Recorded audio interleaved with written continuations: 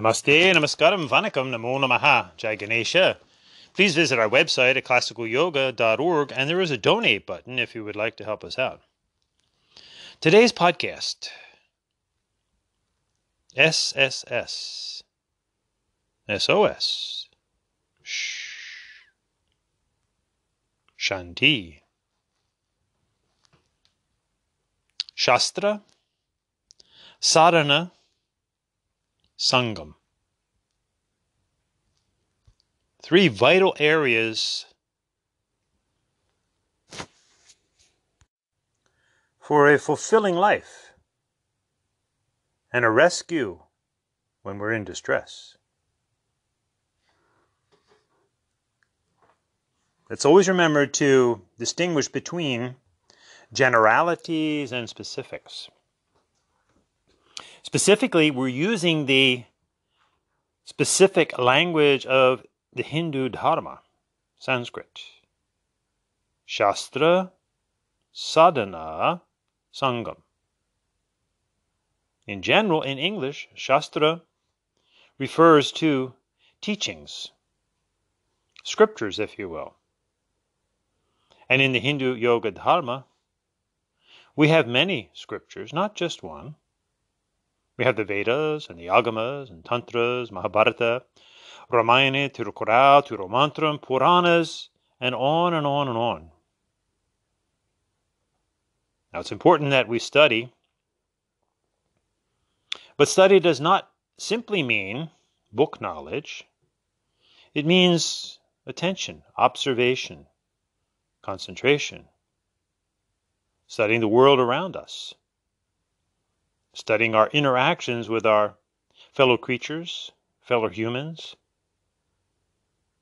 and then quiet time where we study, as Yoga Swami said from Sri Lanka, open the book within you, study that book. So the outer study and the inner study are complementary Shastras, and we all do this.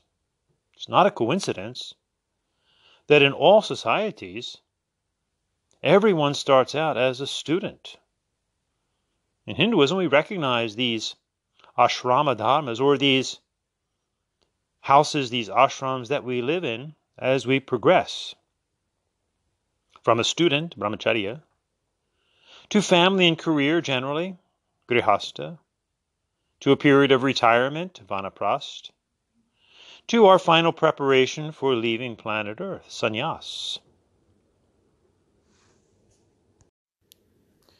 Now, of course, simply because we graduate from academic studies, it doesn't mean we cease to learn. This should be an ongoing life process. And a balanced life would seem to have a secular knowledge as well as a religious spiritual knowledge, if you will. So for Hindus, this is Shastra. Now, it's up to us to do our own sadhana, our own effort, be self-motivated. Sadhana, which is the truth, sad, of giving. Giving to yourself so that you can give back to the world. Sadhana. Being self-motivated. And importantly in life are developing friendships. This is Sangam. This is why Hindus do satsang, or a truthful gathering, a gathering of friends. In the Yoga Sutras of the Saiva Hindu Guru Patanjali, he lays out 3 simple remedies among his complex sutras, which in actuality are an in-depth manual for male Hindu renunciate yogis in training. Maitri, Karuna, Mudita. Be friendly, be compassionate, be happy. In other words, friendships. Maitri, which develops compassion, remember, which is developed by living life, by being passionate about life. And then we know how another feels, compassion. If we're friendly and compassionate, we will be happy. And those around us will probably be happy as well. Friendships. Sangam, a gathering of truth. This is the earmark of the various religious traditions of the world, as people get together, and as few as two people getting together is the beginning of the religious process. Remember, using English, this is a word that profoundly means to tie, to bind, to link. Religio, religare. In other words, human beings just trying to figure out what holds them together as individuals, as families, as societies, as whole nations. Hindus use the word dharma, but now we're specifically into the Hindu religion, Hindu Dharma, using Sanskrit. It's a very similar meaning to religio, religare. Comes from dri, to hold, understanding what holds life together. So too with the specific Sanskrit Hindu word of yoga. It means to yoke, Y-O-K-E, yuj. To yoke is specifically to our inner essence, the Atmana. And then the greater source, which Hindus call Brahman, which is not God. It's a greater source of this individual soul experience of Sat Chit Ananda. Pure consciousness, pure energy, sound energy, light energy, heat energy, which transforms into the human experience of bliss or love, which is a warm experience. Sat Chit Ananda, which is also Jyoti, Shakti, Ananda, Shanti, love, light, and energy. Now, of course, it's wise to seek to be friendly with all. But obviously, we will all have more intimate friendships, a close circle of friends, if you will. Hindu proverb, tell me who your friends are, and I'll tell you who you are. We all develop specific associations. And this doesn't mean that we do not like others outside of our circle of friends. It's just that we can't encompass everything. We can't be everything. We have to choose in life. This is the first wisdom of life, is choosing. And we do this. We choose our areas of study. We choose our spouse, perhaps. We choose our profession. We choose our religion. This is simply the rational understanding of living life. As Mr. Miyagi's first lesson to his disciple Danielson, first you must choose. Then you seek a balanced life. And he used a beautiful analogy that when you walk down a road, walk either on the right side or the left side, but don't walk in the middle or you'll get squashed. In other words, first you have to choose. Then, once we've chosen, then we seek for a sattvic or a balanced life. For we live in a triune world, height, width, depth, our notions of past, present, and future, the latent energy, kinetic energy, the phenomena itself, the earth, the moon, the sun, the three eyes,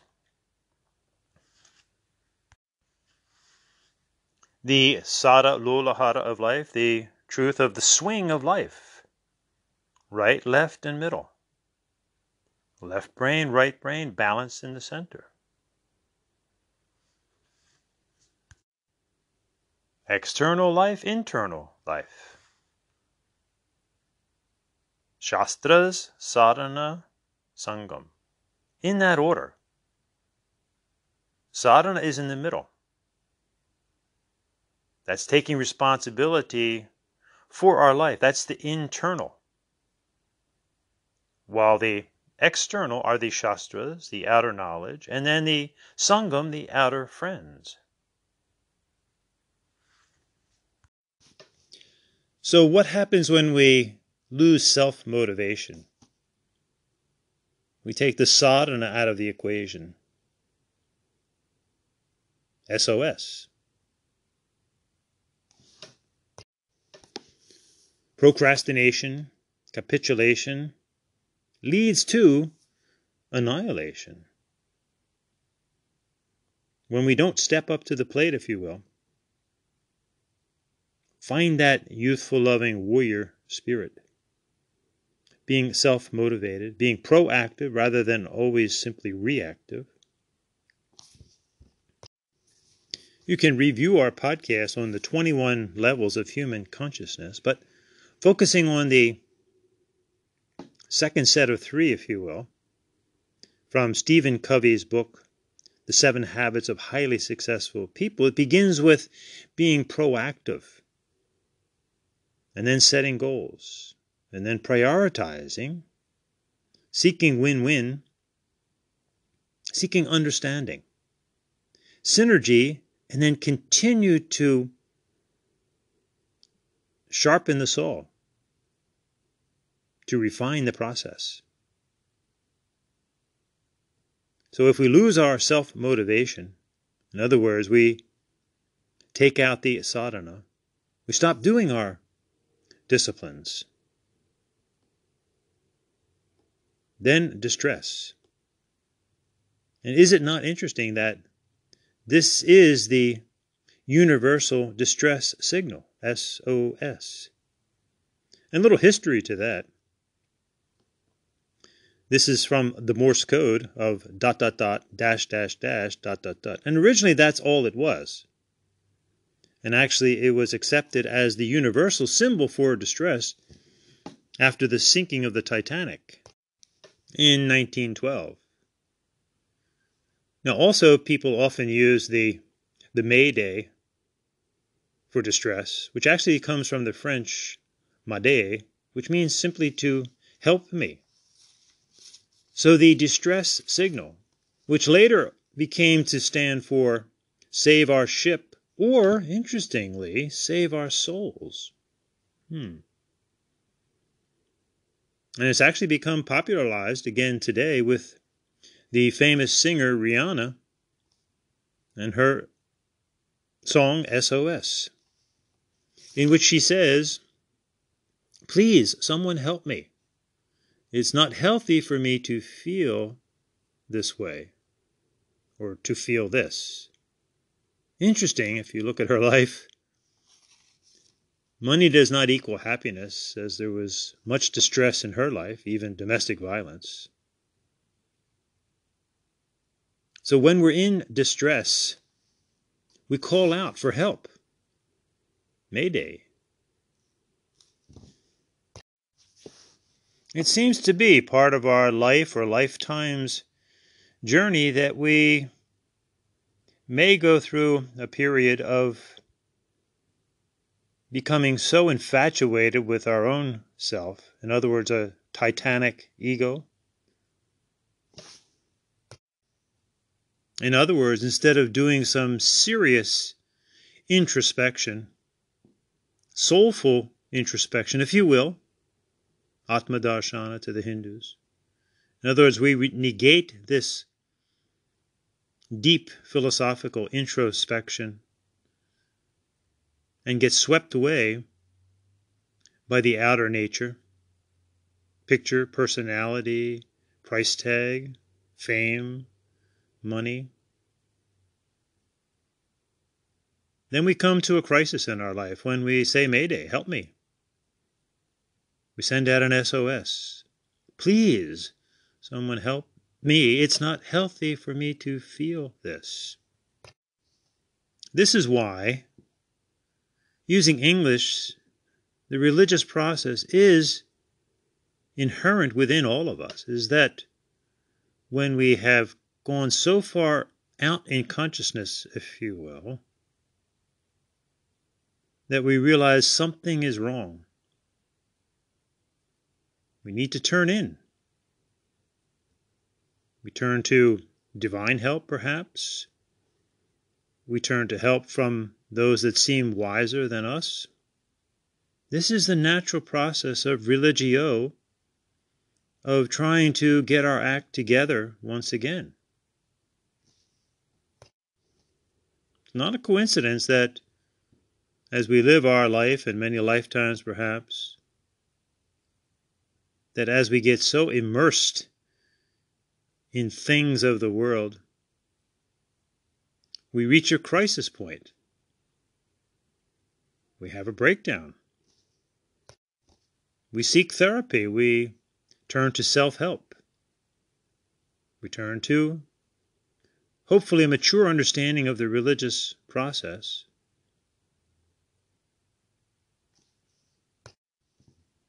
as we seek a remedy for this distress. The very antonyms are calm, soothing, comforting, to restore. Think for a moment about these English words that start with DI, distress, divorce, disease.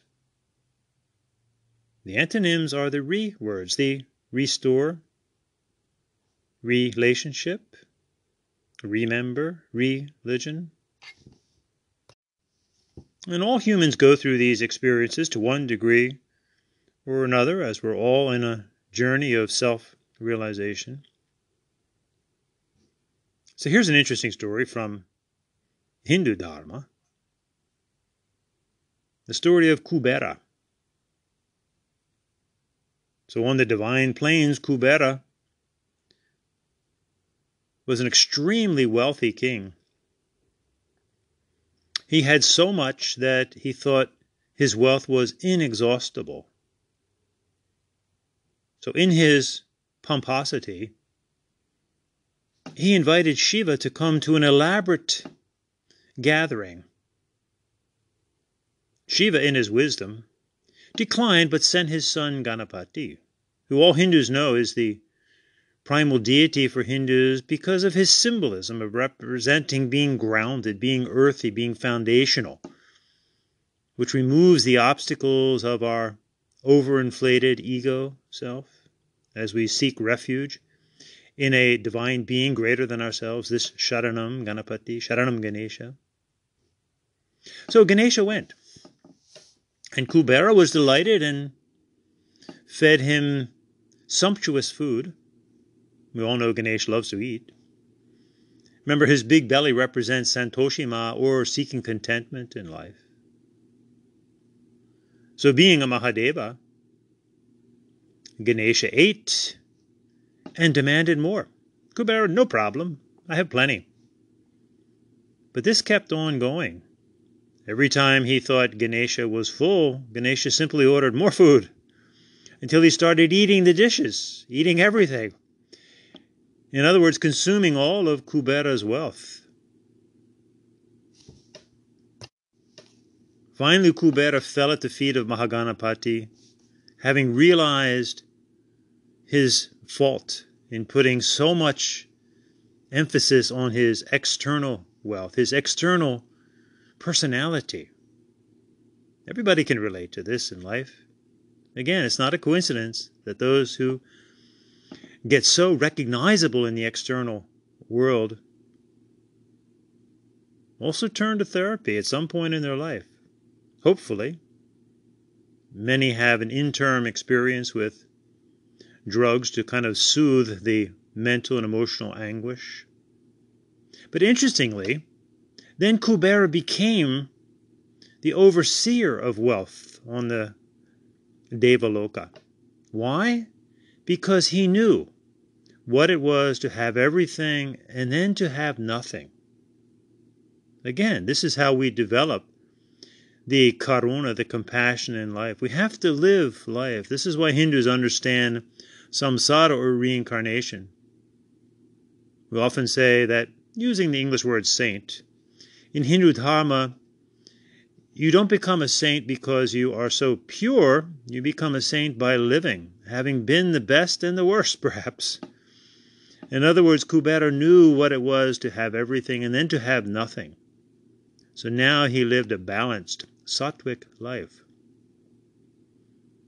This is the wisdom of the triune experience of life, of gaining knowledge, Shastra, having friends on the other side, Sangam, finding your religious tradition, finding those that are compatible, and then being balanced in the middle by being self-motivated, doing your own sadhana. A balanced life. Again, focusing on the Saiva Sampradaya. And remember, we are a Hindu family, whether we're Saivas, Vaishnavas, or Shaktites. Equal respect. So we can also look at S.S. as Siva and Sakti and the Sadhaka in the middle.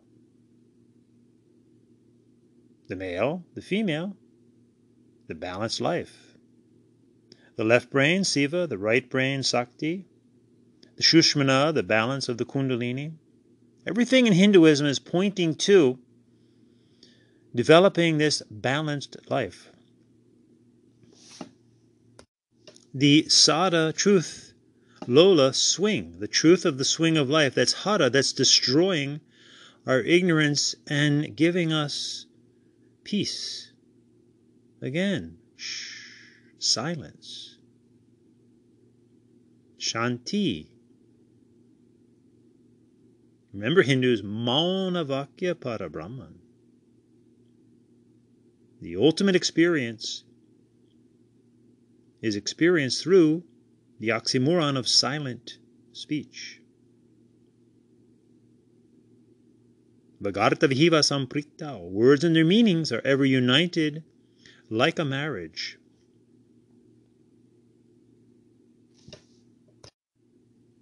Harmonize left and right brain. Masculine, feminine. Our rational, logical thinking area.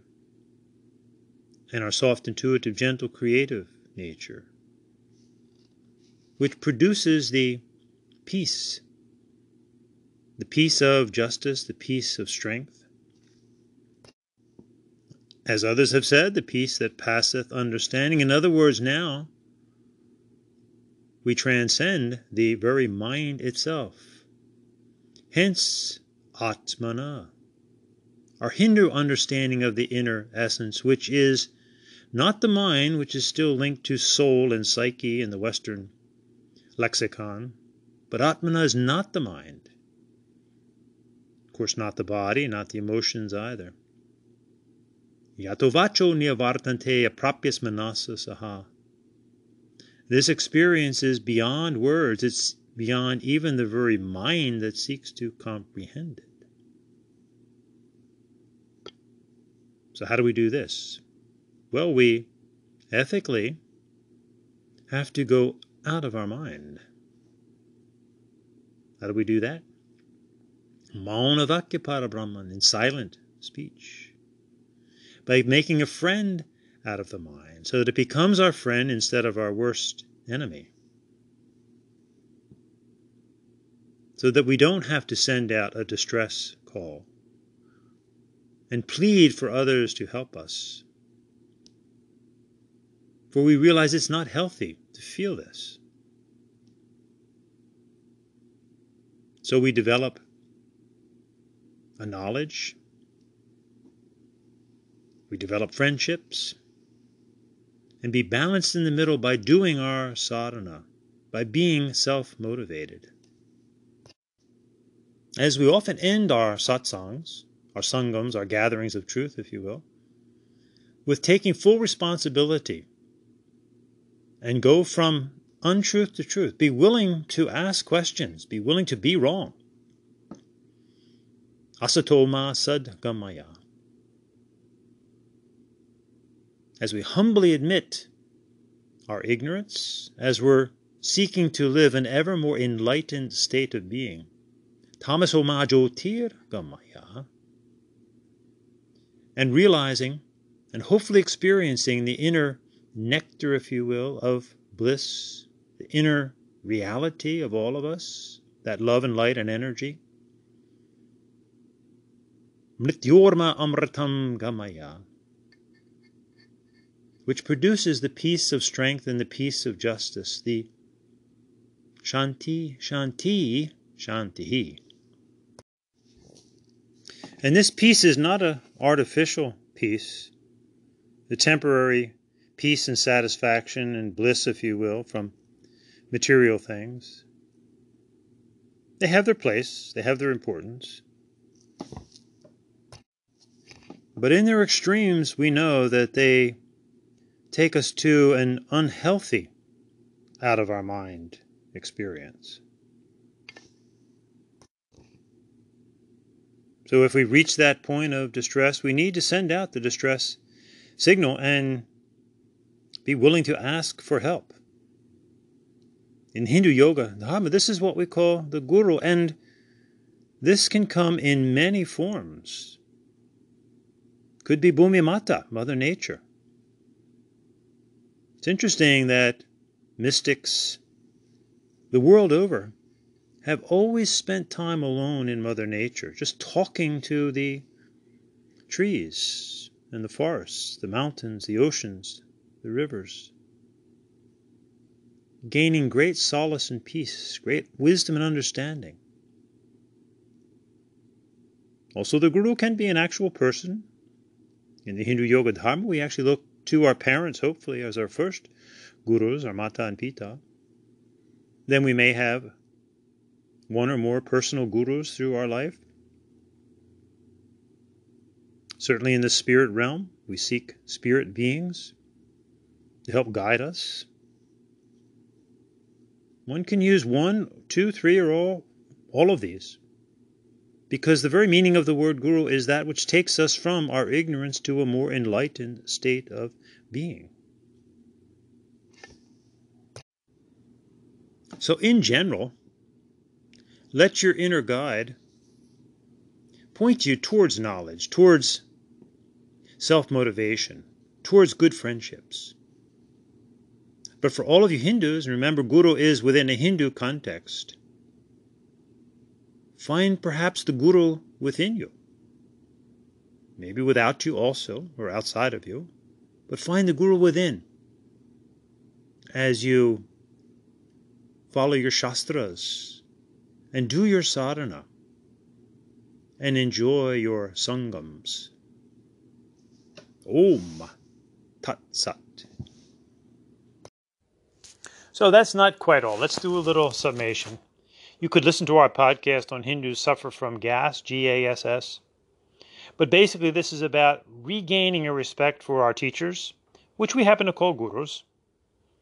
The ashrams and the mandirs, we need to go, we need to attend pujas, we need to support them. It's very important to go to a mandir, an ashram, with a offering, with a dakshina, so that they can survive. We need to study. We have many scriptures to study, many books by our swamis and pundits and yogis, the various gurus. And we need to be self-motivated. So the Guru, the ashram, shastra, sadhana, is the way to help Hinduism not only survive, but to thrive. And then, of course, it's very important that we as Hindus have a unified understanding of a unity between Saivas, Vaishnavas, Shaktas. And we share so much in common. We share the Om, we share Ganapati, and we share our basic Hindu yoga lifestyle. Remember, be proud to be a Hindu. Speak up. Don't let others, and especially quote-unquote Hindus, remember, some don't even want to use that word, so don't fall into divide and conquer. But some don't want to use the word Hindu. And remember that yoga, unfortunately, it's been totally distorted. We have yet to learn our lessons of handling problems in the beginning. But remember, yoga means to yoktur atmana, and the way that we Hindus do that, and we are open to teaching others, but never make anyone a teacher until they're first and foremost a qualified Hindu. Anyone can become a Hindu. It takes a lot of study, obviously, and then the very important Namakarana Samskara, the name-giving sacrament. But remember, all Hindus, we, to one degree or another, follow our classic Hindu yoga lifestyle, which is karma yoga, Hindu ethics, the yamas and the niyamas. For example, there are others. Bhakti yoga, Hindu devotions, puja, yajna, Raja yoga, your individual meditations or contemplations, and Gyan yoga, your outer study and your inner study, the inspiration you receive from within yourself, the Antara Guru. So Karma Bhakti Rajayana, this is something that we all as Hindus share.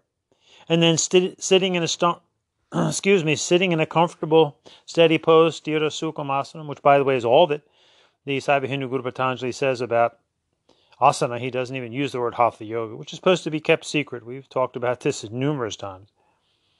But we all do our Sthira Sukhamasana as we do our bhakti, as we do our Raja yoga. We do our mantras, we do our japa, and we listen to our divine music, perhaps play and sing. And we learn to dance like Nataraja through life as a Hindu, proud to be a Hindu.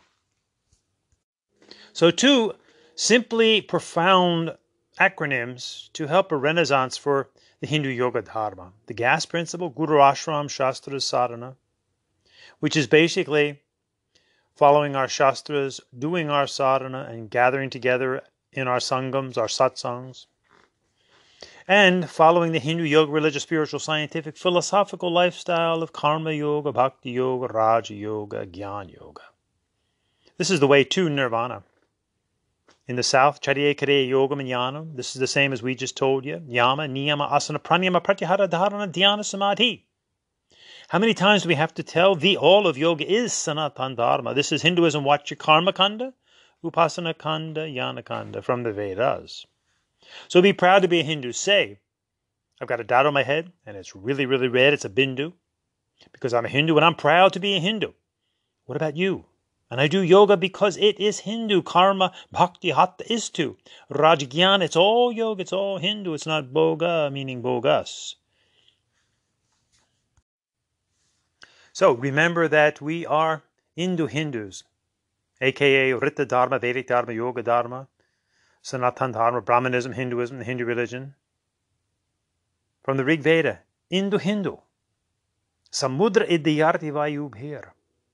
Fellow Hindus, grab a hold of the cosmic ocean within to reach Atmadarshana Paramodharma. Vidma hitva sahasras Atman. And we do that through yoga, samana parivam sapta shravat gat, by living this Hindu yoga lifestyle, karma, bhakti, raja, jnana.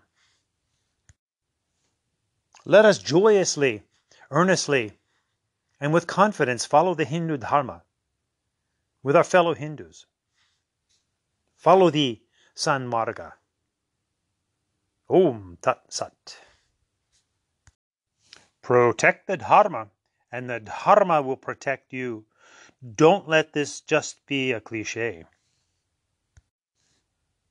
Om Jai Jai, Hindu Yoga Dharma. Namaste, Namaskaram, Vanakam, Namo Namaha.